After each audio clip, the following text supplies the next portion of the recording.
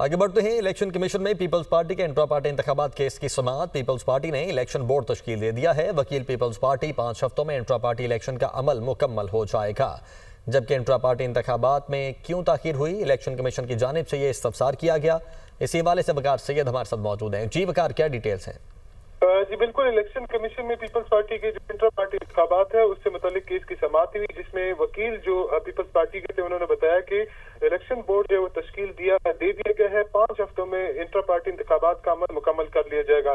جس پر جو ممبر خیبر پختونخوا ہے ان کی جانب سے پوچھا گیا کہ پارٹی کا چیئرمین کون ہے، جس پر بلاول جو ان کے وکیل ہیں ان کی جانب سے کہا گیا کہ بلاول بھٹو پاکستان پیپل پارٹی کے چیئرمین ہیں، جبکہ پھر ان سے استفسار کیا گیا کہ وہ کس جماعت سے جو ہے وہ رکن اسمبلی ہے، جس پر بتایا گیا کہ وہ پیپلز پارٹی پارلیمنٹیرین سے رکن اسمبلی منتخب ہوئے ہیں۔ تاہم دونوں جماعتوں کا آپس میں ایک MIU ہے اور پیپلز پارٹی جبکہ الیکشن کمیشن کے جو متعلقہ ونگ ہے ان کی جانب سے کہا گیا کہ جو الیکشن تھے وہ جنوری 2025 کو کروانے تھے، ہم نے شو کاز بھی جاری کیا، تاہم لیکن ابھی تک یہ الیکشن نہیں ہو سکے۔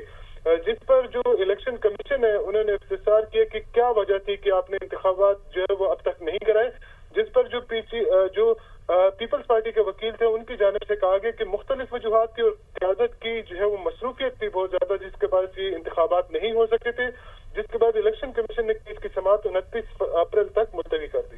ٹھیک ہے، بہت شکریہ آپ کا۔